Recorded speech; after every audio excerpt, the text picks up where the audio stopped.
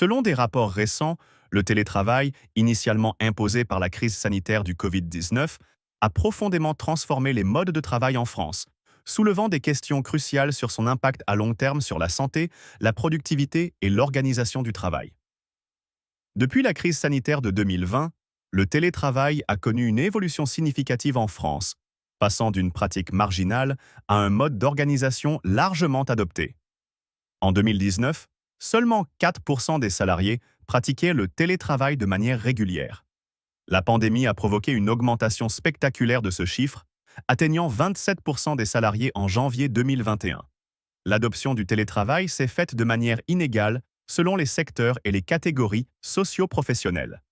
Les cadres ont été les plus concernés, avec 55,4% d'entre eux pratiquant le télétravail en 2021, contre seulement 21,9% des professions intermédiaires et 16,7% des employés qualifiés. Certains secteurs, comme les activités financières et d'assurance ainsi que l'information et la communication, ont vu jusqu'à 75% de leurs salariés recourir régulièrement au télétravail. La fréquence du télétravail a également évolué au fil du temps. Après avoir été très élevée au début de l'année 2021, elle a progressivement diminué à partir de juin, avant de connaître un rebond en fin d'année. Cette fluctuation reflète l'adaptation des entreprises et des salariés aux différentes phases de la crise sanitaire et aux évolutions des recommandations gouvernementales. L'intégration du télétravail dans les pratiques des entreprises s'est accompagnée d'une évolution du cadre juridique.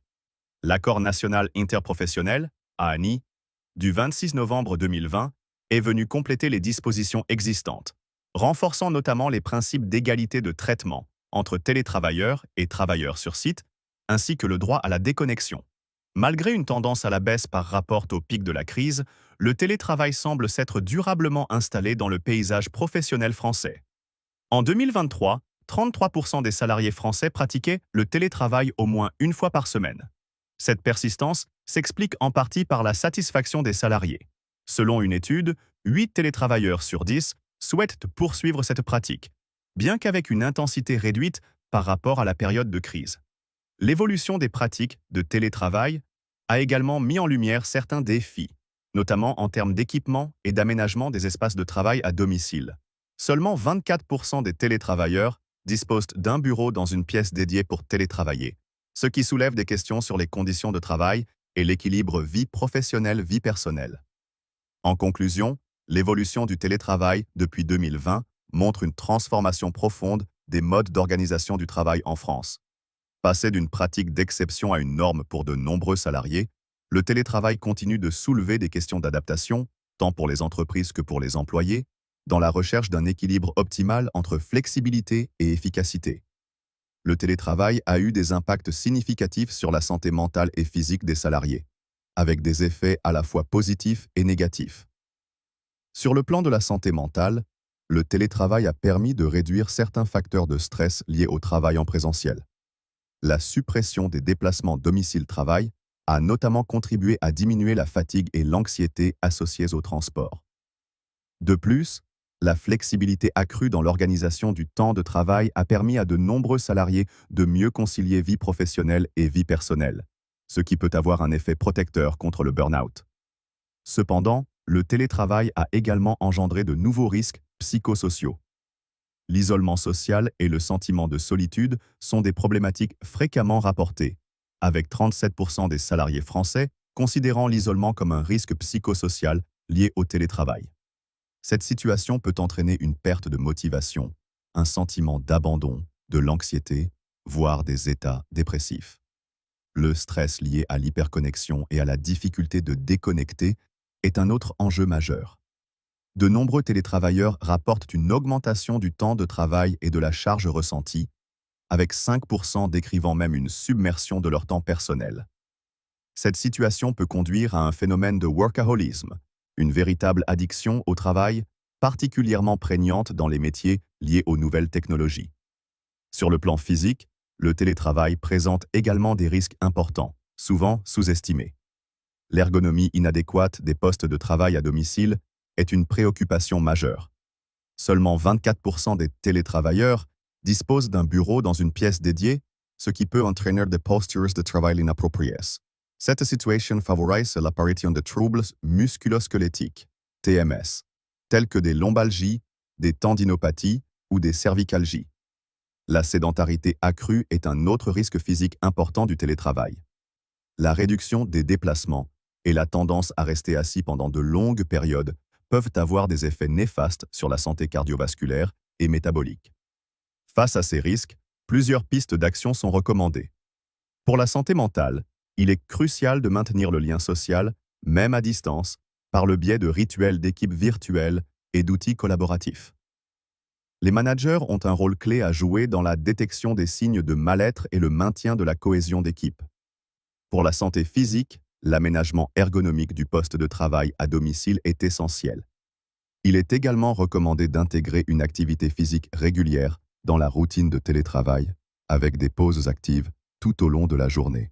En conclusion, si le télétravail offre des avantages certains en termes de flexibilité et de réduction de certains facteurs de stress, il nécessite une vigilance accrue quant à ses impacts sur la santé mentale et physique. Une approche équilibrée, combinant télétravail et présence au bureau, semble être la plus à même de préserver la santé des salariés tout en bénéficiant des avantages du travail à distance. Le télétravail, bien qu'offrant de nombreux avantages, peut être une source importante de stress pour de nombreux salariés. La gestion efficace de ce stress est cruciale pour maintenir un équilibre sain entre vie professionnelle et personnelle, ainsi que pour préserver la santé mentale et la productivité des télétravailleurs. L'une des principales sources de stress en télétravail est la difficulté à établir des limites claires entre le travail et la vie personnelle. Pour y remédier, il est essentiel de mettre en place un cadre de travail structuré. Cela implique de définir des horaires de travail précis et de s'y tenir rigoureusement. Il est également recommandé de créer un espace de travail dédié, distinct des zones de vie personnelle pour faciliter la transition mentale entre les deux sphères. La surcharge de travail est un autre facteur de stress majeur.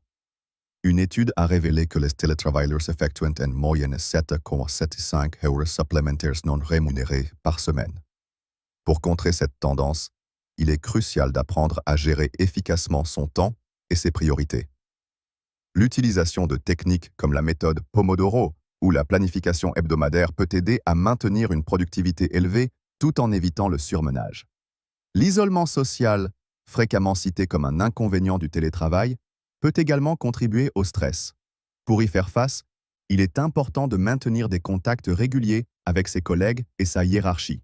Les entreprises peuvent jouer un rôle clé en organisant des réunions virtuelles, des sessions de travail collaboratif en ligne ou même des activités sociales à distance. La pratique régulière d'exercices de relaxation ou de méditation peut significativement réduire le stress lié au télétravail. Certaines entreprises, comme Google, ont mis en place des programmes de bien-être incluant des séances de méditation guidées en ligne pour soutenir leurs employés en télétravail. Il est également crucial de prendre soin de sa santé physique pour mieux gérer le stress. Cela implique de maintenir une bonne hygiène de vie, incluant une alimentation équilibrée, un sommeil suffisant et une activité physique régulière. Les pauses régulières. Loin des écrans sont essentielles pour réduire la fatigue oculaire et mentale. La communication ouverte avec sa hiérarchie est un élément clé dans la gestion du stress en télétravail. Il est important d'exprimer clairement ses besoins, ses difficultés et ses attentes. Les managers ont un rôle crucial à jouer dans le soutien de leurs équipes en télétravail, notamment en étant à l'écoute et en proposant des solutions adaptées. Enfin, il est important de reconnaître les signes avant-coureurs du stress chronique ou de l'épuisement professionnel.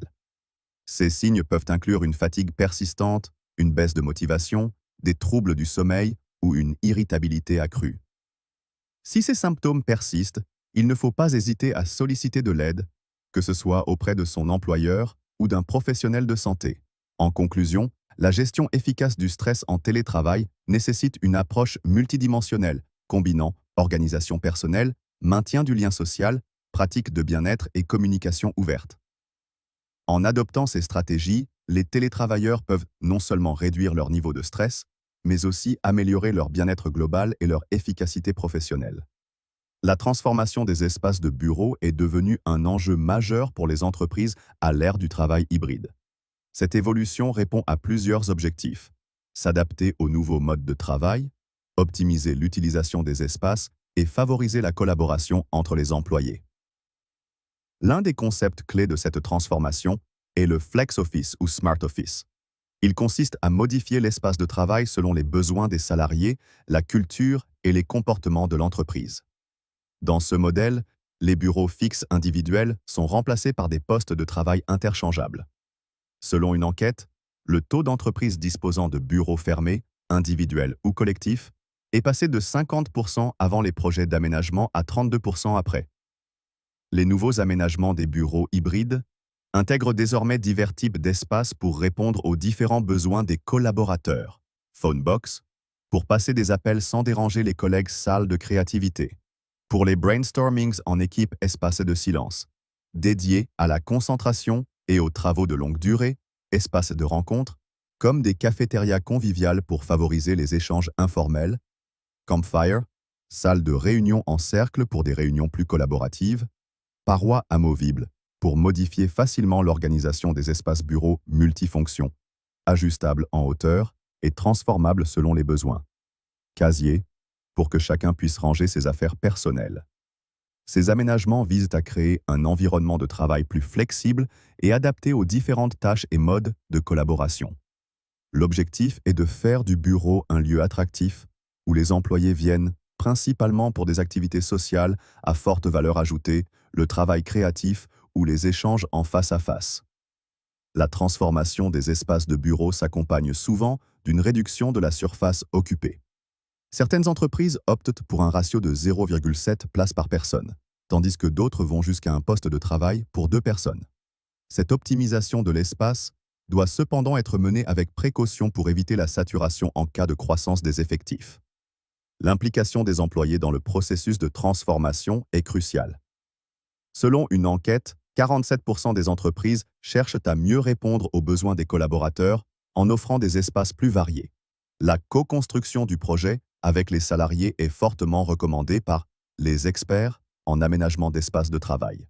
Enfin, la technologie joue un rôle important dans cette transformation. Les avancées technologiques modifient les processus de travail et incitent à repenser l'organisation des espaces physiques. Des solutions comme les systèmes de réservation de postes de travail ou les outils de collaboration à distance sont de plus en plus intégrés dans la conception des nouveaux espaces de bureau. En conclusion, la transformation des espaces de bureau reflète une évolution profonde des modes de travail. Elle vise à créer des environnements plus flexibles, collaboratifs et attractifs, tout en optimisant l'utilisation des surfaces. Cette démarche s'inscrit dans une réflexion plus large sur l'organisation du travail et la culture d'entreprise à l'ère du travail hybride.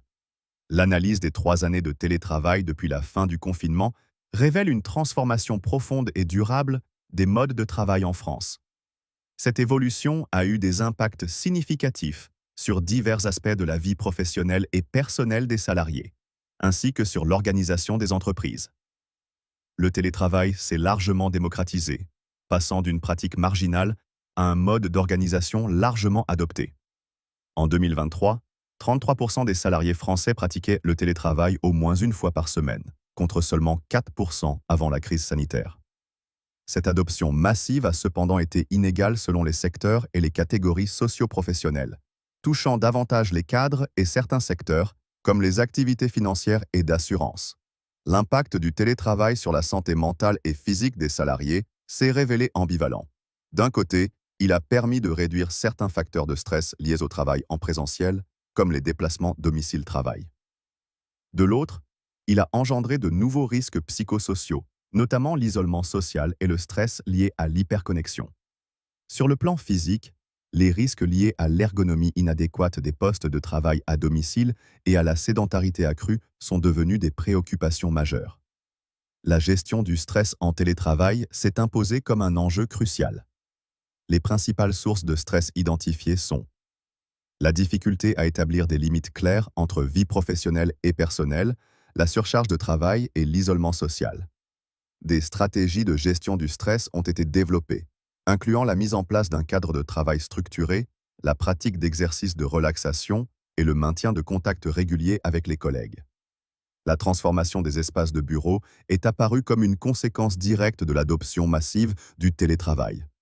Les entreprises ont repensé leurs espaces pour s'adapter au travail hybride, en développant des concepts comme le flex office et en intégrant divers types d'espaces pour répondre aux différents besoins des collaborateurs.